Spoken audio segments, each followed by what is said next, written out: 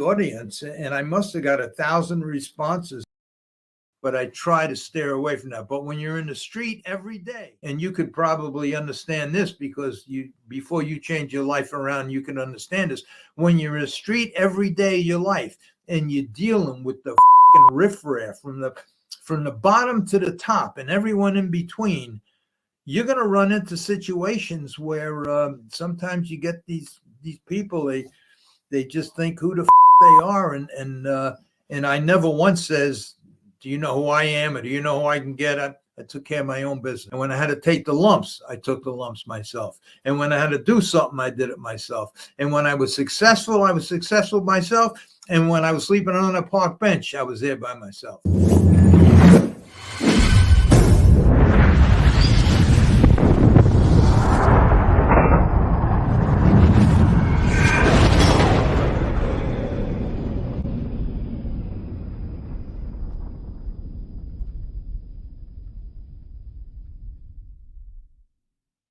Welcome to this episode of Chattin with Staxx. I'm your host, Bill Staxx, and today I got Larry Rolla. What's up, Larry? How are you? Doing great. I've been watching your latest podcast. You've been jumping on them guys. You've been chopping them up pretty good. There's a reason why I do it. Maybe we could talk about some of the reasons why I do it, and we could talk about, like, if you or I were in that situation, what would I do? Or what would you do? Because you've been in situations kind of like that yourself, right? I've been there. I've known people. I'm probably twice your age or close to it, and I've been around a lot. And it's a lot different when you're out in the streets your whole life and out in the real world your whole life than if you're working at an office job or something. You run across a lot of people, and during my lifetime, I've run across a lot. I've been involved a lot. I've been in that situation myself, and I've learned one thing, that there's two sides to the story. There's reasons why people do things. There's reasons why people get involved in that life. I guess we're talking about the mob now. And I guess we're going to be talking about the informants that you talk about on your latest 3 or 4 podcasts that I happen to watch. I think Joey Molino was the first one to come out and just pounce on these guys. And I look, I'm neutral. I take no sides. I've been involved with people on both sides. I've been in that situation myself, which I'll tell you about. And I have, in fact, on my podcast, I asked the audience, and I must have got 1,000 responses. And the question I asked is, should I have cooperated when I was given the chance, or lose tens of millions of dollars and my reputation? And 95% of the people that responded, and they were a lot, said I should have given these guys up. Were you shocked by that response? Yeah, I was. You know why I was shocked? Let me go back. I don't want to take over your show. No, I go ahead. answer some of your questions, but when I was 16 years old, naturally 13, 14, 15, you're on the corner in the typical Italian neighborhood, and you just gravitate. It happens slowly. You just gravitate into wanting all the great shiny things that are on the corner, and who has them but all the mob guys. And you just get into that situation, and you kind of grow up into that situation, and it almost becomes a way of life. You can't wait to run to the corner when you get out of school, and all the fancy girls and the nice cars and the diamond rings and all the money flashing around and the crap games, and you kind of fall into it. I kind of fell out of it, and at a very young age, only because with that life that we're talking about, the mob life, you gotta follow the leader. You gotta take orders. You gotta and I knew I was different from a very, very young age, and I could never just follow the leader. In fact, I think I mentioned this once before. Even when I didn't want to join a baseball team, because if everybody on a baseball team wasn't as good as I was, I didn't want to be responsible. I didn't want anybody else on the team responsible for losing the game if you were a bad player. I had to do everything myself, and there was no one.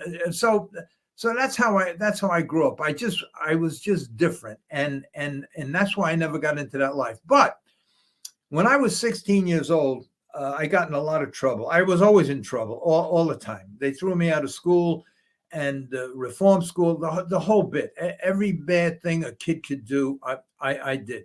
Now, I got in a lot of trouble one time, and my mother ran all the dress factories for Tommy Lucchese. I'll go through this real quick. Tommy Lucchese was, I'm sure you know who he is. He was one of the founding members of Casa Nostra and of the five families, which still one of the families still carries his name. So when I got in trouble, my mother took me from out on bail, and she brought me up to his office. And what he said to me, he said, "Your mother is a good woman, and she's my good friend." And he gave me a little tongue lashing, and then he says to me, he says, "What got you in this jackpot now?" And I says, "Well, they wanted me to give up the guy I was with, and I wouldn't, and that's why I have a cracked skull, a broken nose, a black eye, 4 broken ribs, a broken ankle." And he said to me, Yeah, they beat you, right? The cops did. yeah, they gave me some good beat because they asked me to give up the kid that was with me, and I wouldn't do it. And aside from him telling me that I should stop my nickel and dime bullshit because I'm breaking my mother's heart, he responded when I told him that I wouldn't give up the kid. He responded with, "You did the right thing, kid.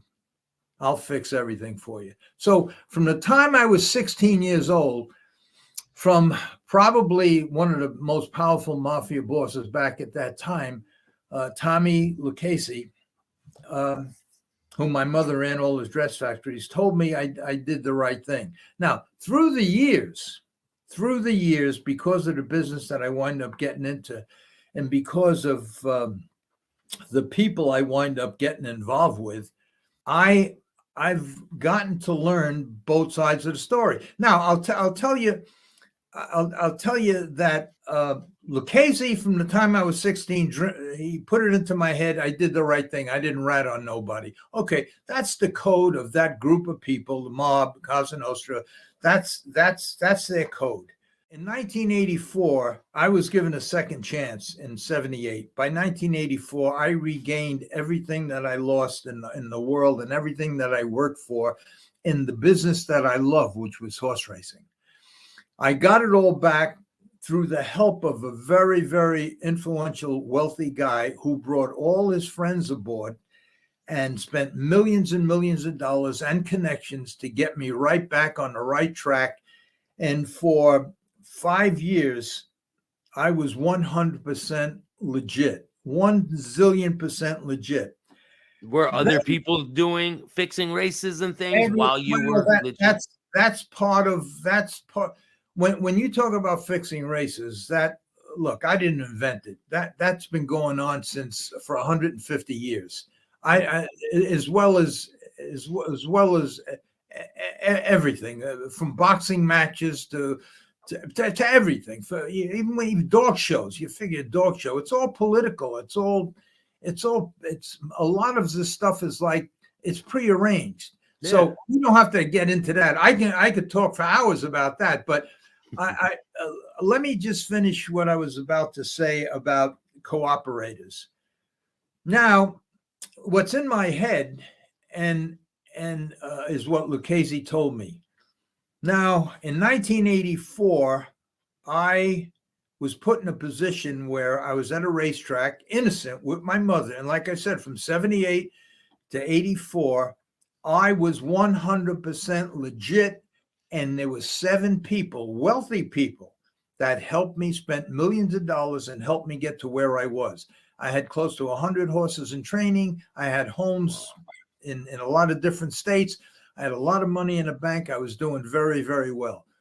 I was at the track one day with my mother because when my father died, I tried to get to Monticello every Sunday to take my mother to lunch. And I was there one Sunday, and a kid come over to me that used to work for me. He was now a driver trainer in Monticello. And he said to me, he says, "You're going to be around for the last race?" And I says, "I don't know, maybe."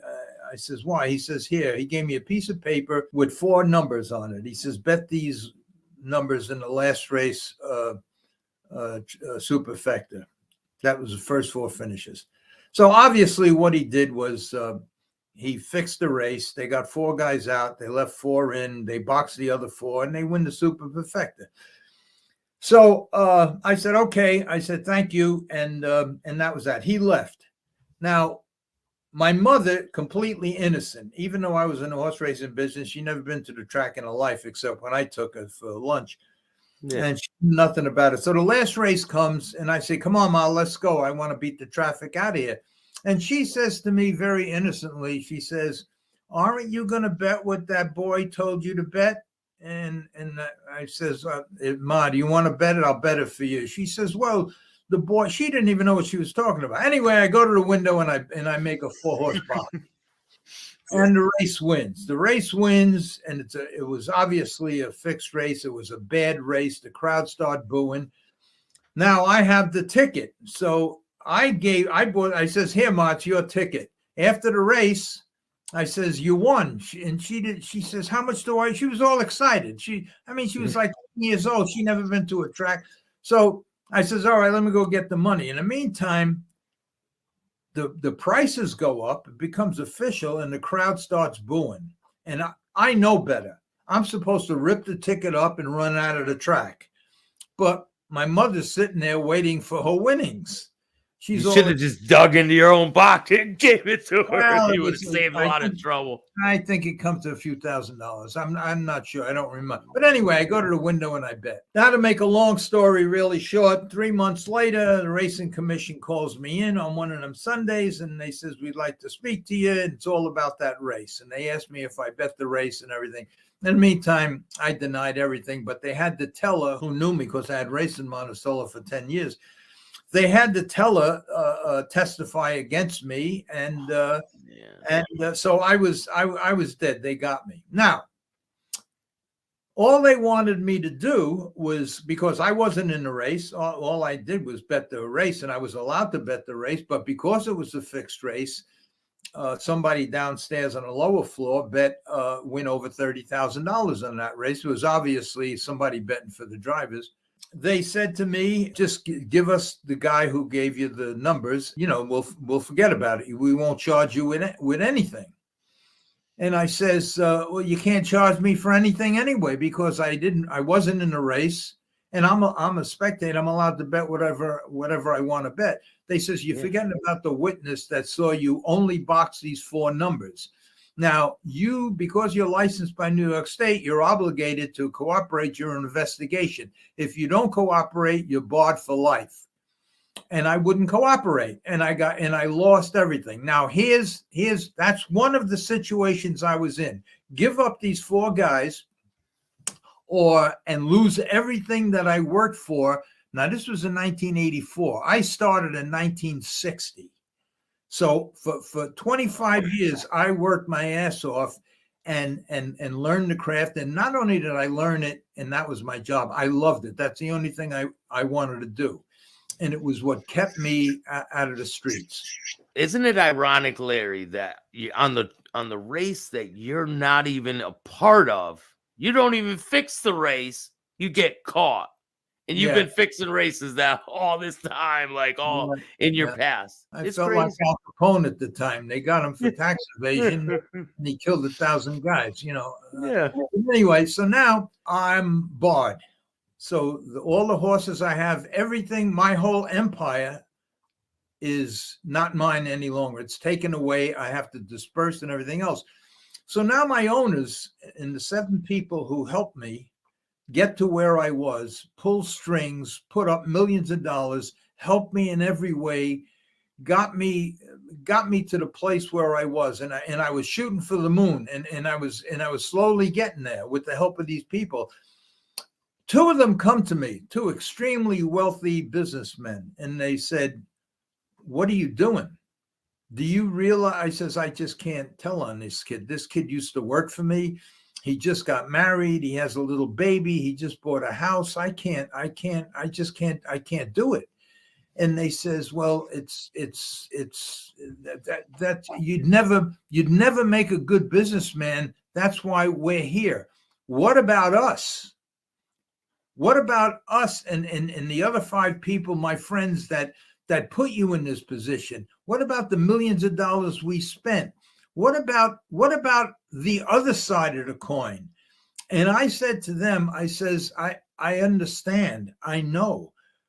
I don't know how to explain it. My vocabulary is 30 words, and I have to explain everything I want to say in 30 words. And sometimes it's hard, and I get tongue-tied, but I never went to school. That's me. I says, I don't know how to explain it, except that I just can't get myself to do it. I just can't. I can't. He says, "Do you know that you will be crushing 7 people that help you get to where you are, and not counting the money, and what are you going to do? What are you going to do after you leave here?" And I says, I know, I don't. And what about your mother? You already killed, your father is already dead because of situations that have to do with all of this, what you did prior to this. We got you out of all of that. We made your mother a happy woman again. And you're going to let all of that go, and your explanation is maybe it's in your DNA? I says, I don't know how else to explain it, but I just can't get myself to write it. He says, I'll tell you what you're going to do. I'll tell you what you should do. Give each of these kids $200,000. You have the money, and if you don't want to lay it out, I'll lay it out for you. I'll give it to you. Give them $200,000. These kids won't make $200,000 in the next 20 years. And that's true. That's true. These kids up racing in Monticello, they race for no money. They have no money. They're struggling. They have their wives work. Some of them are working double jobs. And it's true. I says, I know, but I can't do it. I just can't do it. And I didn't do it. And that's the question I asked on my podcast when I got thousands of responses, and 95% of them said to do it, that I should pay these kids off. In 1990, after this all happened, I lost all my appeals in 86. I was penniless, broke, lost all my appeals, 80,000 in debt, fighting for my license in 3 or 4 different states.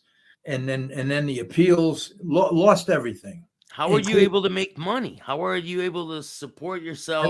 I lived off my credit cards because between 78 and 84, I had millions in the bank. I had unlimited credit and everything. Well, I went through that. And when you're paying $500, $600, $700 an hour for attorneys in 4 different states, and it goes on for 3 years, it don't take long to go broke. And then you lose, and then you sell the houses off for the appeal. It don't take long before you're on a park bench, and that's exactly where I wound up. But now in 1990, just to skip around a little bit and give you some more examples, there was an old Genovese guy. His name was